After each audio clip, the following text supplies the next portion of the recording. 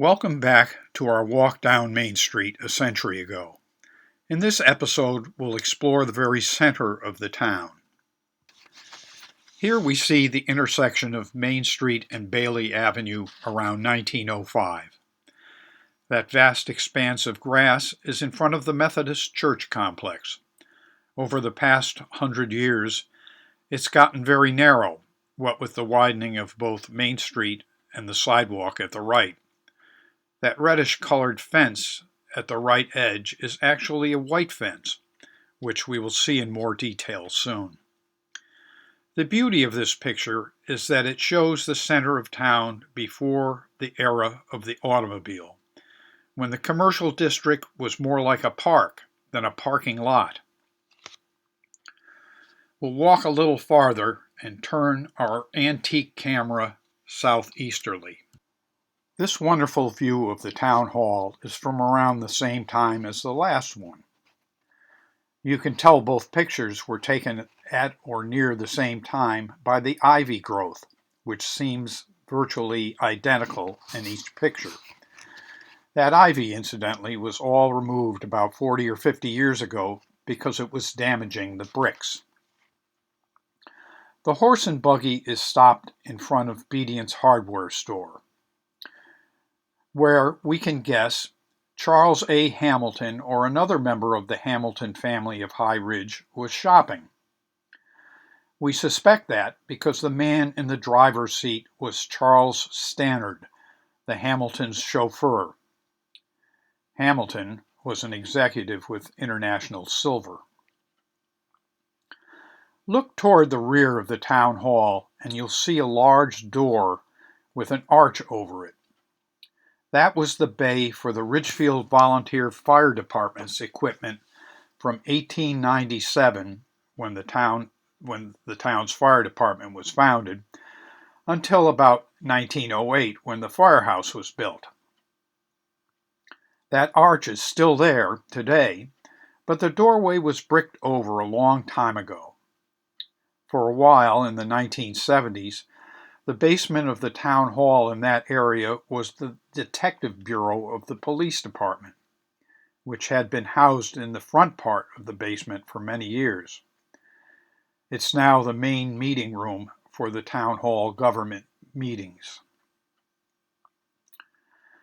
Next, we are going to walk across the intersection to stand in front of the town hall and look back to where we just were. This was the north corner of Main and Katuna Streets around 1910, and that's the Methodist Episcopal Church, which had been there since 1841. To the right, you can see the rectory. The entire campus is surrounded by a picket fence, said to have had 1,063 pickets in it. We'll see an even nicer picture of the church in a moment, but this view is noteworthy because it also shows the old horse watering trough that stood in the intersection of Main and Katuna in front of the town hall.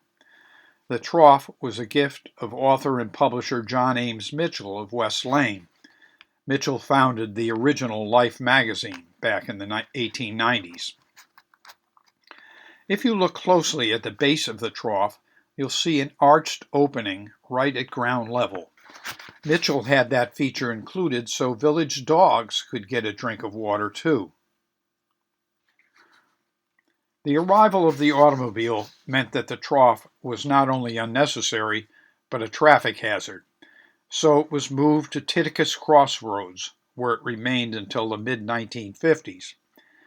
Then it was moved to the triangle at the intersection of West and Umstead Lanes, where it is used as a giant planter today. This is my favorite view of the church, with gobs of flowers blooming on the shrubs inside the fence. This is a great example, by the way, of a hand-colored card. At the lower left, you can see a car parked along Katuna Street. Therein lay a main cause of the church's demise. As the congregation got bigger and more people drove to services, the church did not have the space to accommodate those cars. So the congregation decided to move a half-mile south. An empty church at the very center of the business district was an easy target for commercial development, and that's what happened in the mid-1960s. This building was torn down in 1964. Fortunately, at least the parsonage, shown here just to the right of the church, was retained and became shops and offices. Let's take a side trip up Gatuna Street to see three important sights. Like every well-rounded and safe village, Ridgefield has a firehouse and a fire department to fill it. But it didn't arrive soon enough. In December 1895, much of the commercial center of town burned down, partly because there was no fire department and no water for fighting fires. The Ridgefield Volunteer Fire Department was quickly formed, and as we've seen, got space in the new town hall. The previous town hall was destroyed in that fire. Some of the wealthy folk in town footed the bill and had a public water supply system piped into the village from West Mountain. But as the town hall basement became too cramped for a decent fire department, the community got together to raise money for this building, which was completed in 1908. And with a number of additions, it's still there today. Gone, however, is that cool tower behind the headquarters. Its bell summoned the volunteers back then. Today, the call for help comes via radio signals. You can see two pieces of equipment, probably a hose wagon and a ladder wagon, in the bays. They weren't self-powered, however. They got their propulsion literally across the street. Bert Sperry's big livery stable had horses available to pull firefighting equipment at a moment's notice. Of course, the stable was much more. You could rent a horse or a horse and buggy, like a Hertz of today. You could summon a horse-drawn taxi, or you could stable your personal horse there, something handy in the center of town with its small lots.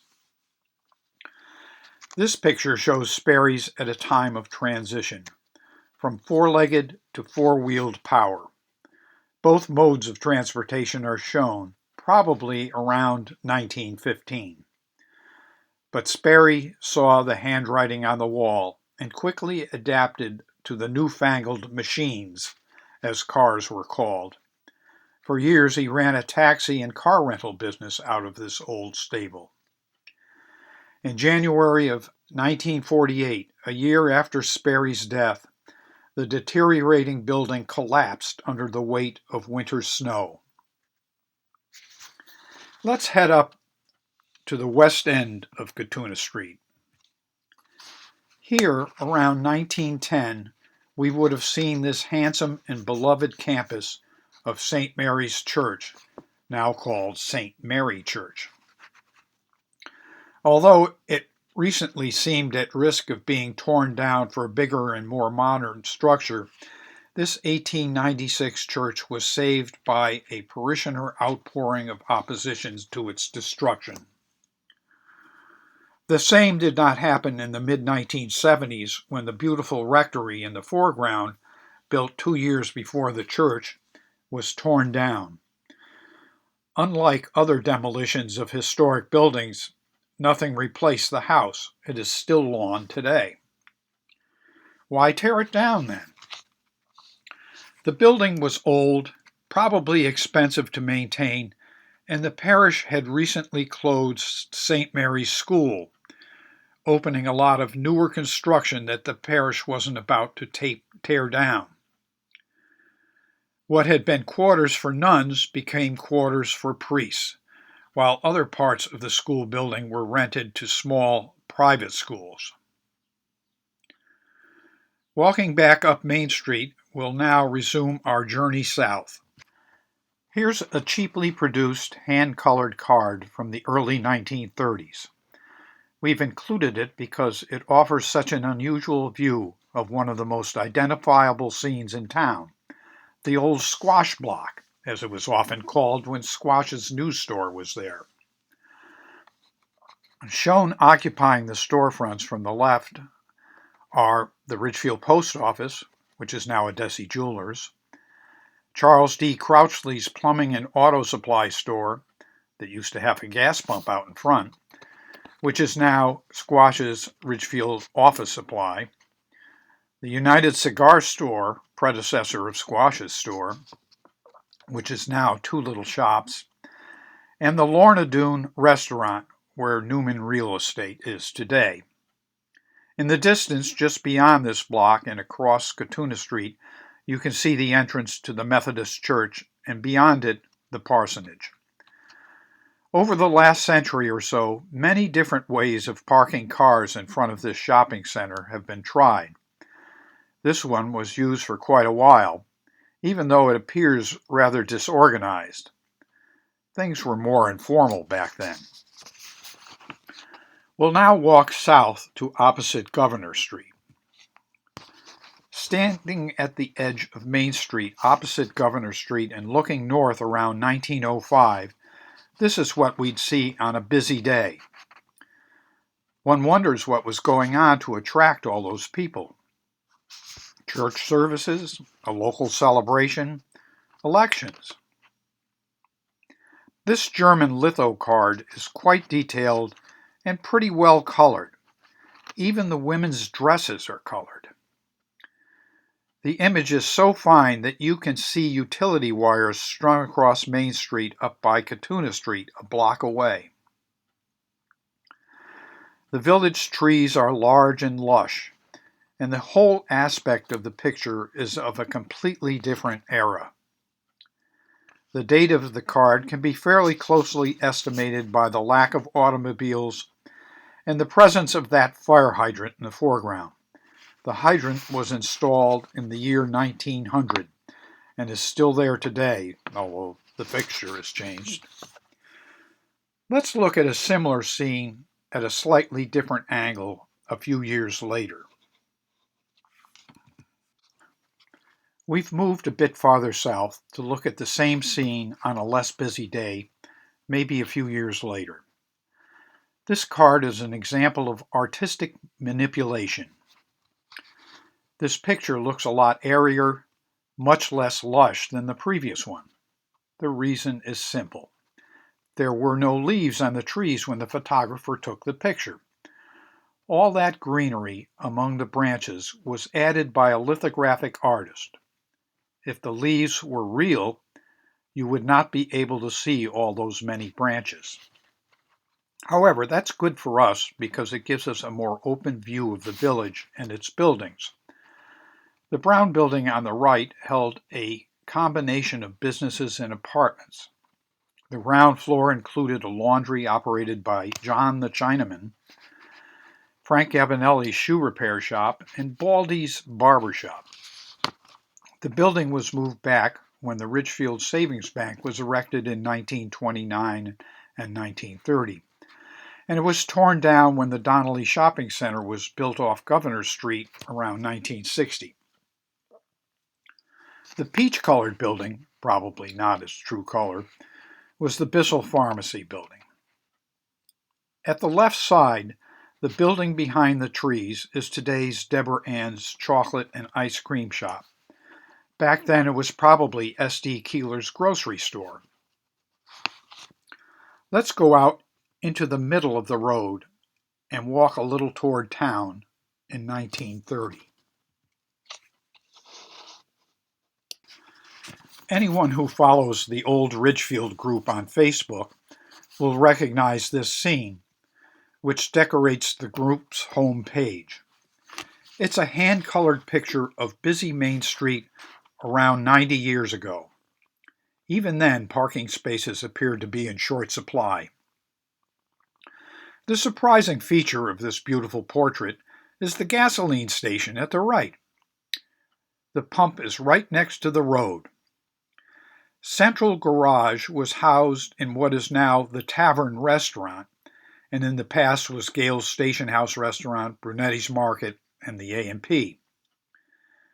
Next door was Bissell Pharmacy, behind that tree trunk, and that was some tree by today's village standards. Notice that Central Garage's sign, it says right under the Saucony, "This is Ridgefield." This was in the day when inexpensive and detailed road maps were still uncommon, and people out for a ride in the country might wonder where the heck they were. Like a railroad station sign, this told them.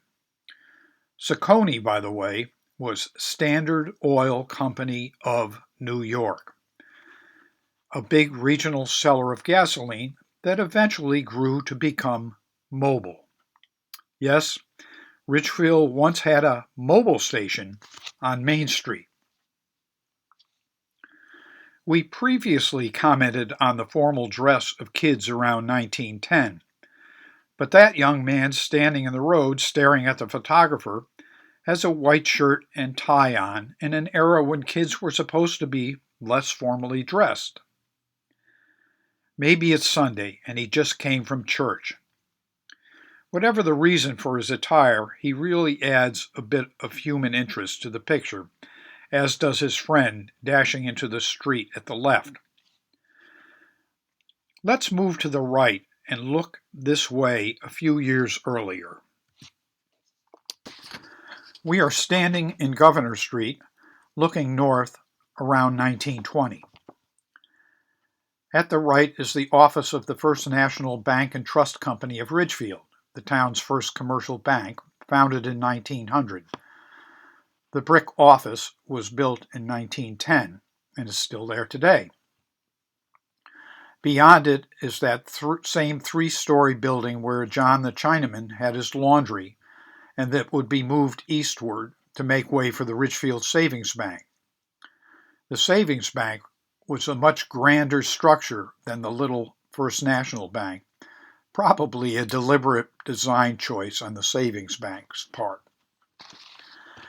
Again, people are accidentally the focus of this picture, and oddly enough, we know something about them.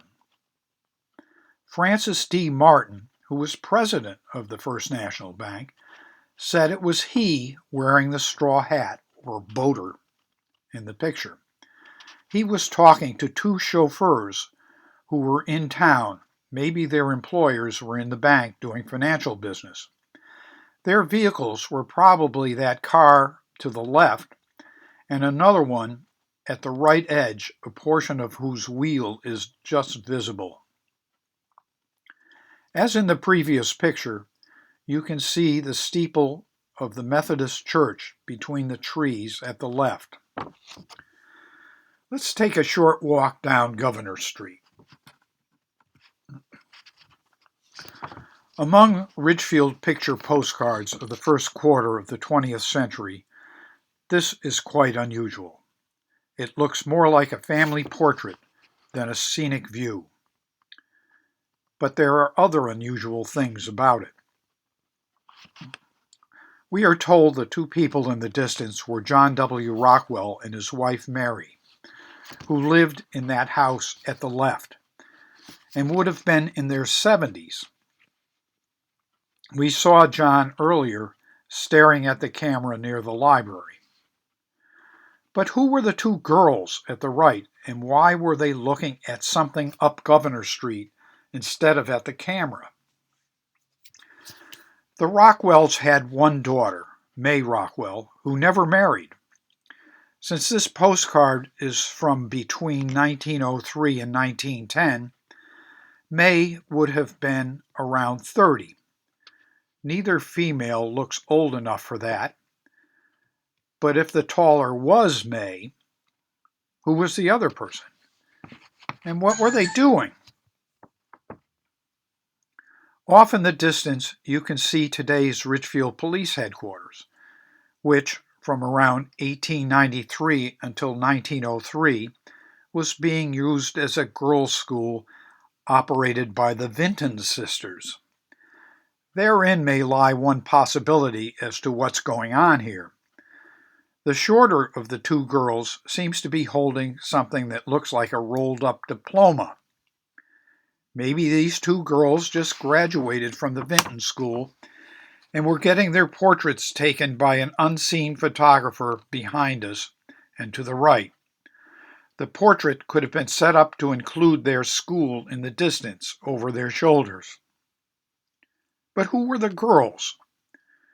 We're guessing some Rockwell relatives of John. Perhaps Isabel, born in 1895, and Margaret, born in 1899, the daughters of Ridgefield historian George L. Rockwell. After the Vinton School closed in 1903, George Rockwell lived in that house. So maybe George is taking the picture of his daughters with his house off in the distance. But why were John and Mary there?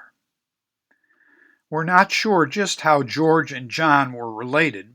They were not brothers, but they surely were of the same family.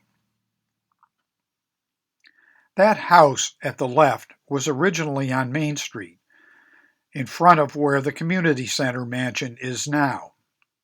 Governor Phineas Lounsbury, who lived in it, had it moved here so he could build his new mansion. It later became May Rockwell's boarding house, and then, the Donnelly Professional Building. It was torn down in 2014 to make way for the RVNA headquarters. Let's go over to the other side of Governor Street and move closer to East Ridge for a different view of this in the same direction. Here, everything looks like a lush, rural countryside.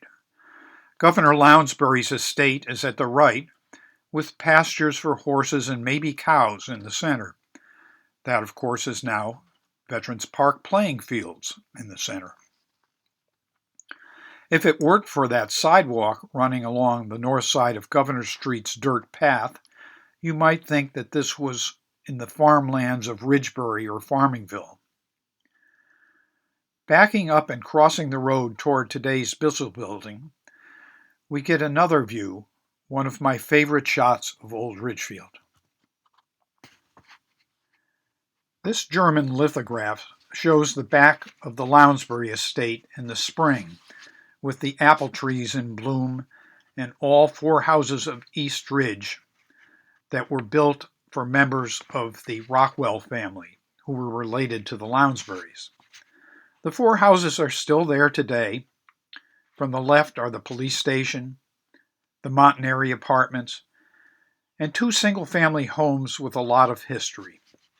The first, third from the left, was the home to two first selectmen of the town, Winthrop Rockwell and Sue Manning. They were not related, and it is just a coincidence that both became first selectmen after moving there. The house on the right, called Tower Cottage, was the longtime home of Maud Bouvier Davis, aunt of Jacqueline Bouvier Kennedy Onassis, who would visit Aunt Maud when she was a girl. Maud's son, John, became a writer of books on the Kennedys, Bouviers, and the Mafia. Let's head back to Main Street. Stopping in the middle of Governor Street just before reaching Main, we'd see the campus of St. Stephen's Church between 1910 and 1913. We can date this view pretty closely because the church building on the left was gone by 1914 to make way for construction of today's stone edifice, and the building on the right, North Hall, was completed in 1909. What's more, in 1914, a mule hauled away the house in the middle. That's right. With clever use of block and tackle gear, house mover Caro H. Northrop reportedly used only one mule to move that hip-roofed house, which was the rectory, to Katuna Street. It sits nearly opposite the firehouse today, where it is shops and offices. A new and larger rectory was built in its place. Note the position of the rectory. It's set back from the road. In fact, however, it was originally close to the road and was moved back in 1909 to create a quadrangle in front of it. In the next episode, we will take a look at St. Stephen's as we head south toward the Old Village Green.